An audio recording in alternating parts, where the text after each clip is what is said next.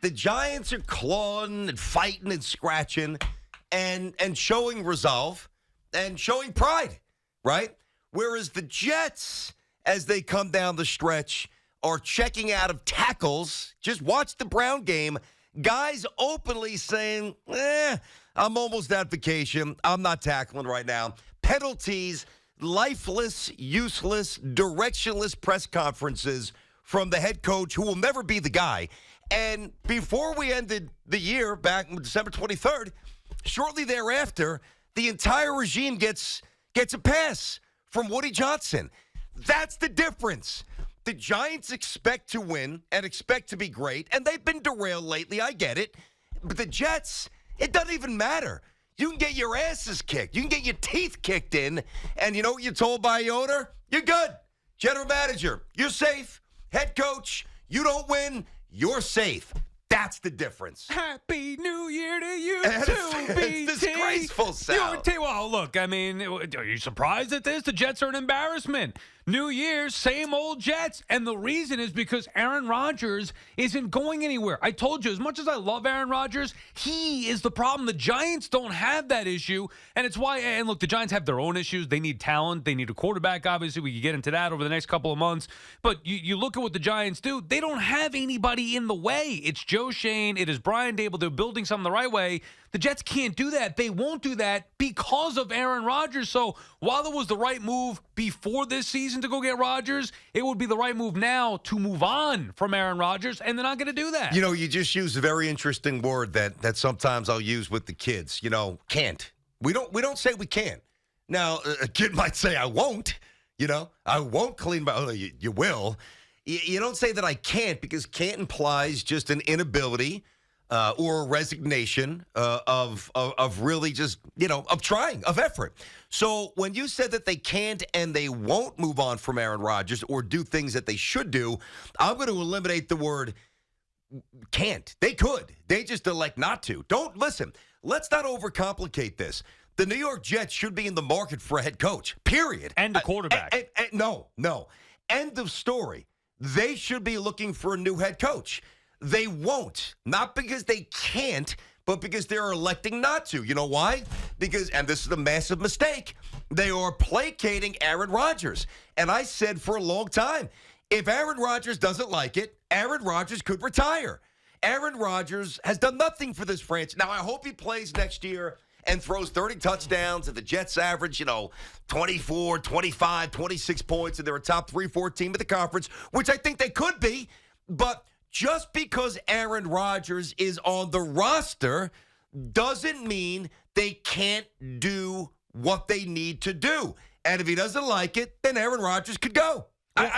What's so hard about that? Well, obviously he doesn't like it, as far as change, and that's why they're not going to do anything. No, then that's why he's they're not the going Jets. Anywhere. Yeah, right. That's it. That's why they're the Jets. He needs to go. They all need to go. I would rather be the Giants right now than the Jets moving forward. I don't want to hear about that defense, the 85-bad defense. Yeah, that defense, so great. Joe Flacco chewing him up. Oh, the greatest defense. I don't want to hear from you. I don't want to hear from Jet How fans. many times are you going to tweet that over the break, by the way? I saw a couple of 85 Bears references. Every time a team marches right down the field on this great defense that I got to hear about people, even the broadcasters, oh, this is a great defense. Yeah. How long did it take you, Herb Street, to learn that this is, in fact, not a great defense? Great defense, my ass! Great defense. The defense is overrated. The head coach stinks. Aaron Rodgers is overrated as well. At this particular point, they're letting him make decisions. The Jets are a complete mess, which is somewhat, and now it's frustrating watching the Giants too, because that's a game that they should have won on Sunday against the Rams. But you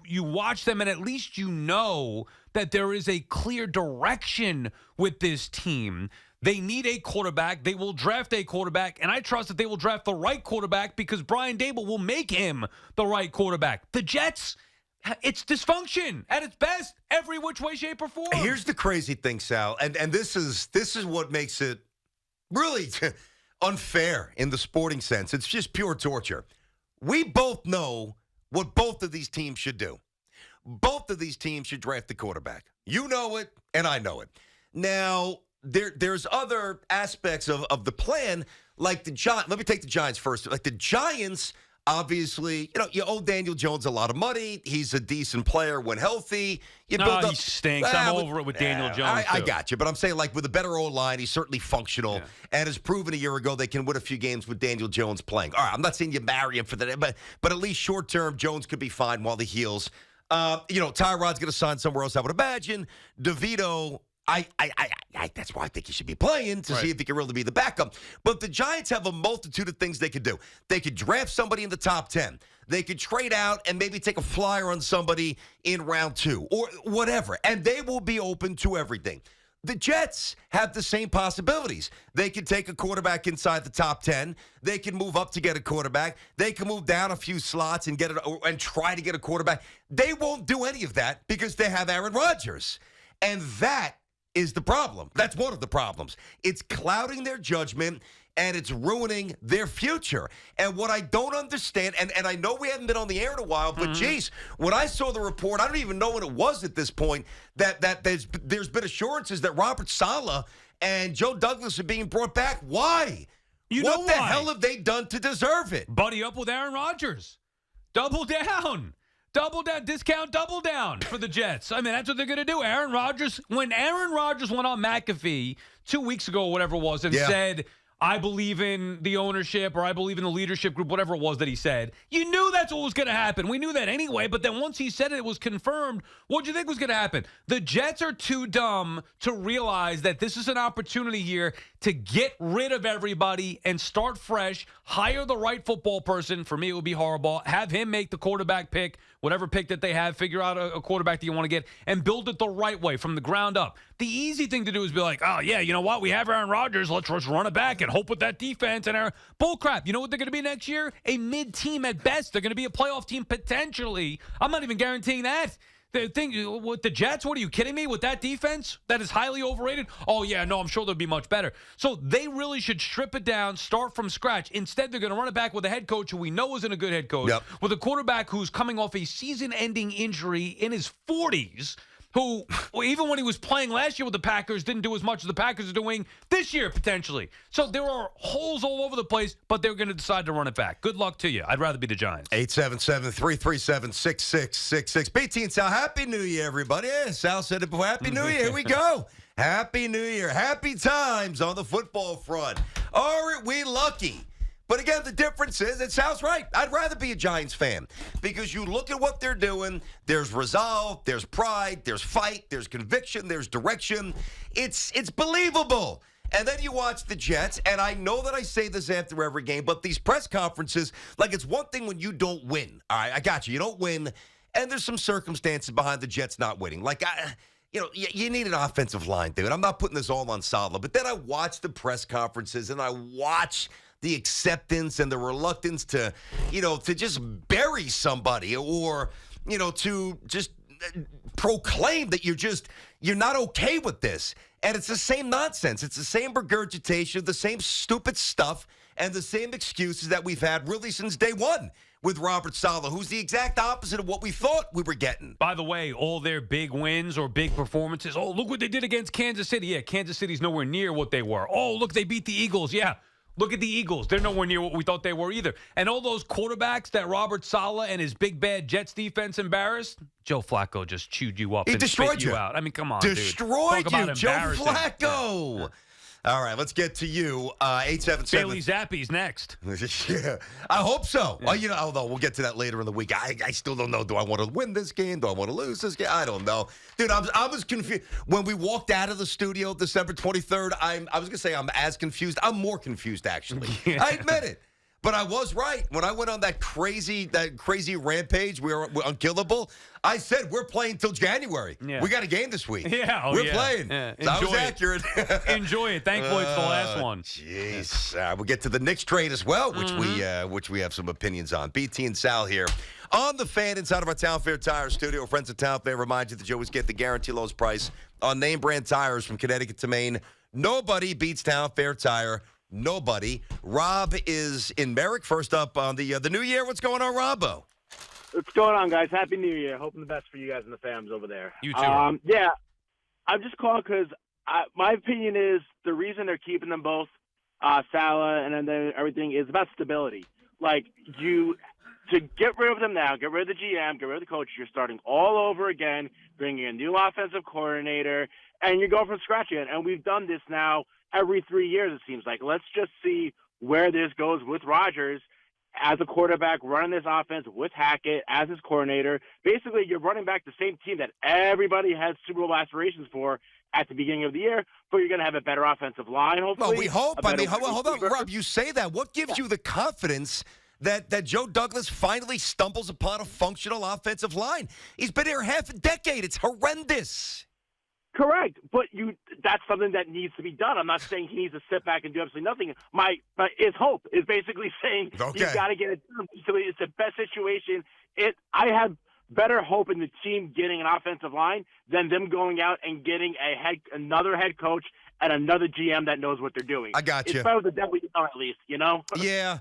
Listen, and Rob, let's be honest, and thanks for the first call of the new year. I mean, Sal, anything with the Jets, it has to be mostly rooted in hope because there's not a whole lot of tangible stuff to latch onto. We're all hoping. That's all we have is hope. Well, no, people are going to try to spin. Well, it's Aaron Rodgers. Well, it's this great defense. Well, they have some weapons on offense. And I will just say, yeah, well, guess what? They sucked last year. They sucked again this year. They're going to suck again next year. What makes you think that doing the same exact thing you did this year that didn't work is going to work next year? It's not. I got news for you. It's not. It might be incrementally better if Rodgers stays healthy. It's not going to be that much better. You cannot reshape an entire offensive line in one offseason. And to think that that's the only problem is just being foolish. The head coach is a problem. The penalties are a problem. The defense is highly overrated. The quarterback is a potential problem at his age with the health issues. The Jets are a mess beyond repair because they choose not to repair it the right way, which would be to strip it down, hire Harbaugh, and let him go to work. I don't think they're beyond repair, but I think they're complicating their world here by limiting what they decide, their options, which to me is that's what bad teams do. Rob's in Long Beach. Rob, what's happening, buddy? How are you? Hey, good morning, guys. Happy New Year. You too, Rob. I want to reiterate a little bit of what the guy previously said about you can't just strip down his team, every year. I mean, it's ridiculous. We keep on starting over and over. How many times are we going to start over? Till they get it right. And at 6-10, I mean, you got to give the coaching staff some kind of credit. I mean, look what they've gone through. I mean, they're shuffling guys in and out. Come on, you got to give Rodgers. And when you say we're going to be reiterating what we did this year or next year, no, we're going to have Rodgers next year. Credit. It's going to be a completely different story. Rob. Yeah, right. Okay. Credit. Come on, man. Different story. How Come exactly? on, guys. But you sound like the typical Jets fan. No, that I am. I guess. You know what, Sal? Rob, I appreciate the call, buddy. Happy New Year. Sal, listen, when one thing you got to do in this medium, when you're wrong and when we're wrong, we've got to own it. And you and I have missed the mark. We actually owe the Jets apologies. The Jets have done this the right way. Our bad, our fault. We misread it. We don't know anything. They know everything. I mean, come on. Give them credit. I watch Robert Saleh at the podium after games, and I want to make sure I say this the right way because I don't mean it as seriously as it's going to sound because it's still sports and there's so many more important things in life, but I can't stand them. Relative to sport, I can't stand them anymore because he stands up there and it's always like this. And first of all, the lack of decision and the lack of, decisiveness in his voice drives me crazy. And it's all got to go back to the film. You've coached the team for years. You should know the film. What do you mean film? On 12 penalties, film? I mean, the guy in the 300 levels with 9 beers can tell you your team's not disciplined. Yeah.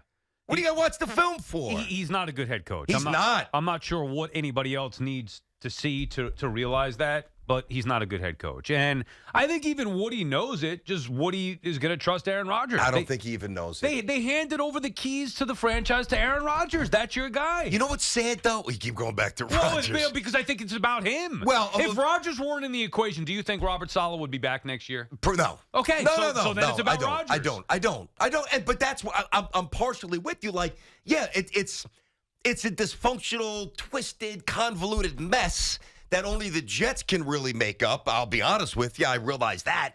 but it doesn't mean there's not a way out. I understand that they're married to Rodgers based on what they gave up in draft equity, what they owe him contractually, blah, blah, blah. They don't owe Hackett another day on the job. They don't owe Saleh another day on the job.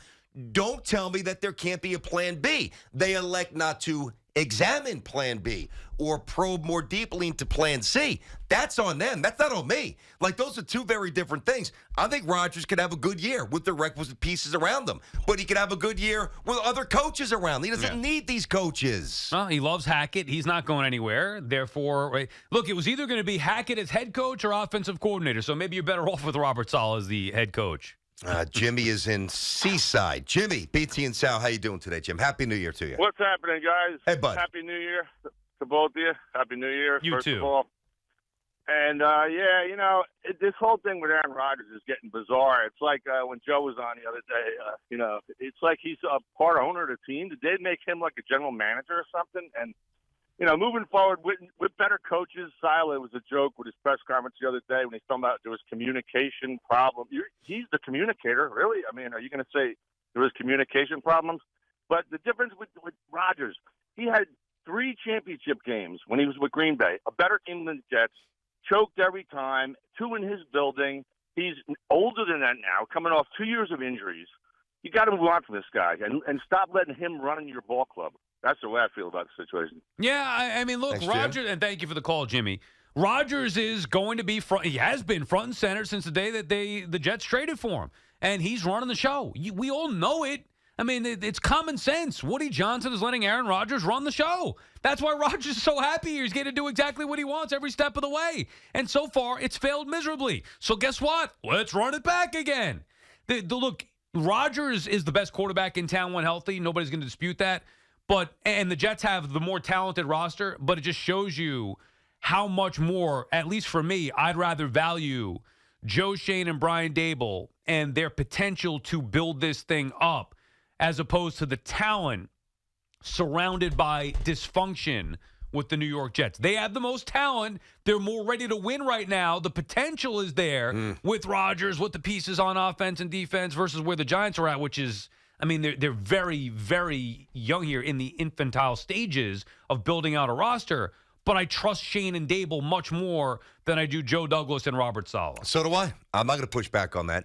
And what's starting to complicate this down the road stuff, but what now complicates the Jet stuff is all of a sudden Sauce Gardner's going into year 3. You know what that means? Eventually big money. Garrett Wilson going into year 3. Eventually big money. Like this window that they had, that's why I think that's a good point, Sal. The talent is definitely in the direction of the Jets. But the direction of the franchise, it's the Giants because the Jets aren't cashing in on this serendipitous window. It's Jetsian. I don't know how else to say it, man. SOJ. I'm not saying that. 877-337-6666. We'll get to the Knicks trade, obviously. Jets and Giants out of the chute. BT and Sal back. First show 2024.